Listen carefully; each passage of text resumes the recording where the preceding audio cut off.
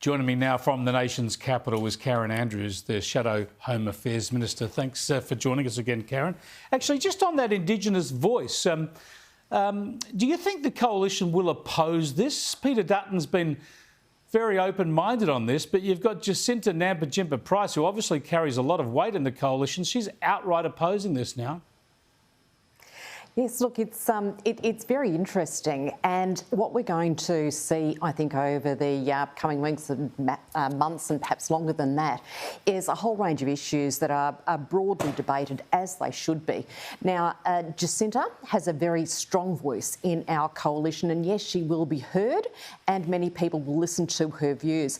But I actually have a lot of confidence in Peter Dutton's ability to be able to pull together the various views within our party and within our party room, so that there is a consistent and a unified response to any proposals that are put forward. So I think we've got a long way to go. I think the situation that we're facing is very, very complex, and I think it's going to be incumbent on everyone who's involved in this debate to make sure that it's clear to the people of Australia what the issues are, what the consequences are of any voice to Parliament is, and how it's best to be resolved.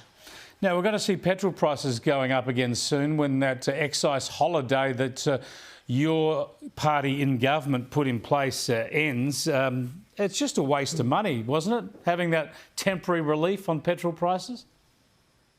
Look, I don't think it was a waste of money at all. And at the time, I mean, prices for fuel were right through the roof and people were hurting.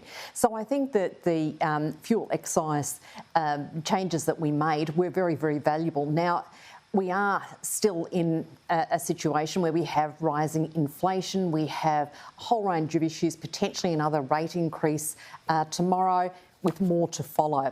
So Australians are going through a period of uncertainty in terms of what the cost of living is going to be, but they know with certainty that it is going up. So it's really important that that Labor actually looks at how it's going to deal with cost of living issues, because they are significant. Now, one option that's available to them is to extend the changes that were made to fuel excise, or alternatively look at other measures. But at the bottom line is they need to start looking at what they're going to support people who are fast going into a crisis with housing affordability, their ability to repay their loans and deal with the rising cost of living. Now, tell me, Peter Dutton and Susan Lee today were very critical of Anthony Albanese having the CFMEU boss, Christy Kane, at the Talk Fest, the Job Summit last week. Here's some of what that union leader said at the time. Regardless of what I think of a Liberal government, I'll say this. It's an old saying. If you're not at the table, you're part of the menu. And so, Mr Dutton, you're not here. And you've had plenty to say about me and my union. And you couldn't even come to this conference. Well, Susan Lee called him a misogynist. Do you think that Anthony Albanese ought to be accountable for the views and actions of that man, given that he was invited to the Job Summit? Well, to the extent that he was invited by the Prime Minister, then yes, the Prime Minister needs to take some responsibility for the words that are spoken.